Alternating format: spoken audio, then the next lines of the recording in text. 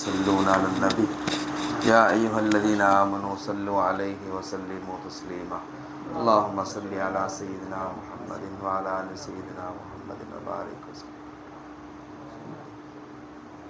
கண்ணியத்திற்குரிய அல்லாஹ்வுடைய நல்லடியார்களே, அல்லாஹ் ஜல்ல ஷான்ஹு தஆலா நம்மை முஸ்லிம்களாகவும் முஃமின்களாகவும் படைத்து அவனுடைய ஹபீப் நாயகம் ஸல்லல்லாஹு அலைஹி வஸல்லம் உம்மத்தில் பிறக்க செய்து மேலும் அவனை பற்றி அறிவித்து தரக்கூடிய காமிலான ஷேഖுடைய தாமனில் நம்மை இணைத்து அவர்களுடைய அந்த மாதாந்திர ஃபாத்திஹாவில் மஸ்னவி ஷரீஃபுடைய மஜ்லிஸில் நம்மை ஒன்று சேர்த்தான அந்த அல்லாஹுக்கு எல்லா புகழும். அல்ஹம்துலில்லாஹ். அல்லாஹு தாலா நம்மை அவனுடைய விருப்பத்தின் அடிப்படையில் நம்மை படைத்து நம்மை வாழச் செய்து கொண்டிருக்கிறான்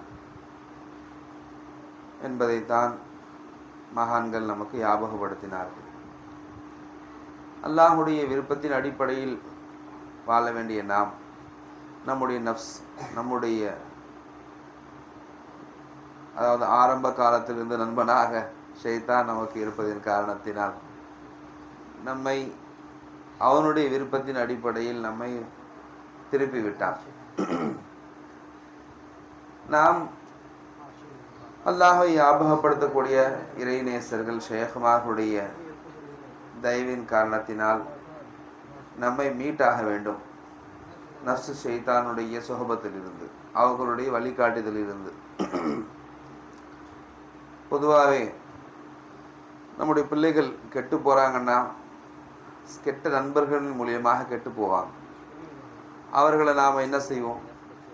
நல்லவர்களுடைய சகவாசத்தில் மாற்றி விடுவோம், இல்லை மதரசாவில் கொண்டு போய் விடுவோம், அங்கே மார்க்க ஞானங்கள் அடைய வேண்டிய இடத்துல கொண்டு போய் விடுவோம், அவர்களை தர்பியத் செய்வோம்.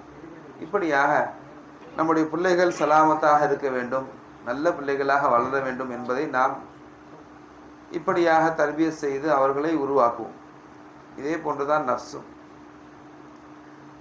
அதனுடைய இஷ்டமெல்லாம் ஷைத்தானுடைய விருப்பத்தின் அடிப்படையில் வாழ வேண்டும், அதுதான் இருக்கும்.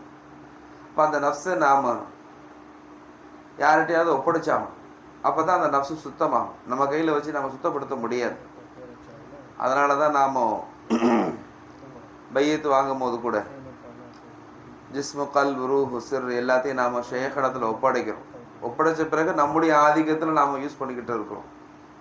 அப்போ ஒப்படைத்தது சும்மா ஒரு வாய்மொழியாக சொல்லியிருக்கிறோமே தவிர நம்முடைய கல்வால் அதை நாம் இன்னும் ஏற்றுக்கொள்ளவில்லை.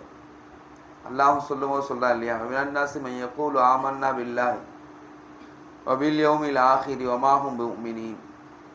மக்களில் சில பேர் இருக்கிறாங்க, அல்லாஹ்வை ஈமான் கொள்வதாகவும் ஆகிரத்தை நம்புவதாகவும் சொல்லுவார்கள், ஆனால் அவர்கள் ஈமான் கொள்ளவில்லைமா. இப்போ நம்முடைய ஹாலாத்தை பார்க்கணும். நம்ம உண்மையிலேயே அல்லாஹ் ரசூல் மேலே ஒரு நம்பிக்கை இருக்குதா? நமக்கு நம்முடைய வாழ்க்கை அப்படி தான் போகுதா? இல்லை பொருளாதாரத்தின் மீது அல்லது நம்முடைய திறமைகள் மீது, அல்லாஹ் கொடுத்த ஞாமத்துகளின் மீது நமக்கு நம்பிக்கை இருக்கிறதா? முன்னேயமாகி அல்லாஹை நாம் நம்புகிறோமா? அவனுடைய ஞாமத்துக்களை கொண்டு நாம் வாழ்ந்து விடலாம் என்று நினைக்கிறோமா? இதை நாம் கொஞ்சம் சற்று யோசிச்சாகணும். அப்போ தான் நம்முடைய வாழ்க்கையில் நாம் எதை அடைய ஆசைப்படுகிறோம் என்பது நமக்கு புரியும். நமக்கே தெரியாமல் நாம் இபாதத்துகள் செய்ய தான் செய்கிறோம். யாரும் இபாதத் செய்யாமல் இல்லை. இபாதத்துகள் செய்கிறோம், தான தர்மங்கள் செய்கிறோம், நம்மளால் முடிஞ்ச நற்காரியங்களை நாம் செஞ்சுக்கிட்டு தான் இருக்கிறோம். ஆனால் அந்த நற்காரியங்கள் உள்ளாளுள்ளபடி ஹாலத்தை ஈமானில் இருக்காங்கிறத நாம் கொஞ்சம் அதாவது டெஸ்ட் பண்ணி ஆகணும். அதுக்காகத்தான் இறைநேசருடைய சகவாசங்கள் நமக்கு தேவைப்படுது. பொதுவாக நம்ம மனிதர்கள் என்ன நினைக்கிறாங்க, என்னத்துக்கு இறைநேசருடைய தயவு தேவைப்படுது, குர்ஆன் ஹதீஸ் இருக்குது நமக்கு, அதை கொண்டே நாம் நேரடியில் பெற்றுடலாம் இல்லையா அப்படின்னு நினைக்கிறாங்க. நற்காரியங்கள் யார் வேணாலும் செய்யலாம், ஆனால் அதில் இஹ்லாஸ் இருக்கான்னு பார்த்தா இருக்காது. நிறைய அந்த மக்கள் செய்ய தான் செய்கிறாங்க. இஹ்லாஸ் ரொம்ப முக்கியம். அப்போ இஹ்லாஸ் நம்ம எங்கேருந்து வரும்? நமக்கு ஒரு மனிதனுடைய சுஹபத்தை கொண்டு தான் ஒரு விஷயத்தை நாம் அடைய முடியுது. இப்போ கல்வி ஹாலாத் இருக்கு, அந்த இஹ்லாஸ் ஒரு சகவாசத்தை கொண்டு தான் அடைய முடியும். அதனால தான் பெரிய பெரிய ஞானிகள் எல்லாம் அல்லாஹ் எங்களுக்கு எஜமானுடைய பிச்சையினால் அல்லாஹ் எங்களுக்கு எல்லாம் தௌஃபீக் செய்தான். போய் எல்லா இறைநேசர்களையும் சந்திக்கக்கூடிய, குறிப்பாக நம்முடைய சில்சிலாவுடைய முக்கியமான நாதாக்களை எல்லாம் சந்திக்கக்கூடிய அந்த பாக்கியத்தை எல்லாம் தந்தான். அவர்களுடைய ஹாலாத்துகளை பார்க்கும்போது பெரும்பாலும் அவர்கள் தங்களை தன்னுடைய அந்த ஷேഖிடத்துல ஒப்படைச்சு வாழ்ந்திருக்கிறாங்க. முழுக்க முழுக்க தன்னை அர்ப்பணிச்சிருக்கிறாங்க. தங்களுடைய சுய வாழ்க்கையை பற்றி சிந்தனையே இல்லாமல் இருந்திருக்கிறாங்க. ஏன் அப்படி அவங்களெல்லாம் செய்யணும்? அவங்களுக்கு தானே குரான் ஹதீஸ் இருந்துச்சு. அவங்களாம் ஏன் இப்படி தன்னை முழுக்க முழுக்க அர்ப்பணிக்கணும்? கொஞ்சம் யோசிச்சு பார்க்கணும் நாம். அப்போ நம்முடைய ஹாலாத் நாமளே ஒரு டெஸ்ட் பண்ணும்போது அது சரியாக தான் தெரியும். அதை இன்னொரு கல்லில் உரசி பார்க்கும்போது தான் அது புரியும். நாம் சரியாக இருக்கோமா இல்லையான்னு. நம்ம தொழுகிறோம் போச்சு நமக்கு போதுமானதாக தெரியும், நம்ம சரியாக தான் இருக்கிறோம், பரவாயில்லை. அதை நம்ம விட உயர்ந்தவர்கள்ட்ட அந்த டெஸ்ட் பண்ணி பார்க்கும்போது தான் நமக்கு புரியும்.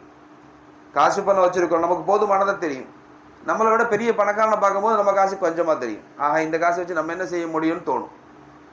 அப்போ பொருளாதாரத்தில் பெரியவர்களை நம்மளோட உயர்ந்தவர்களை பார்க்கும்போது நம்ம காசு பணம் கம்மியாக தெரியுது, அதை அதிகமாகணும்னு ஆசைப்படுறோம்.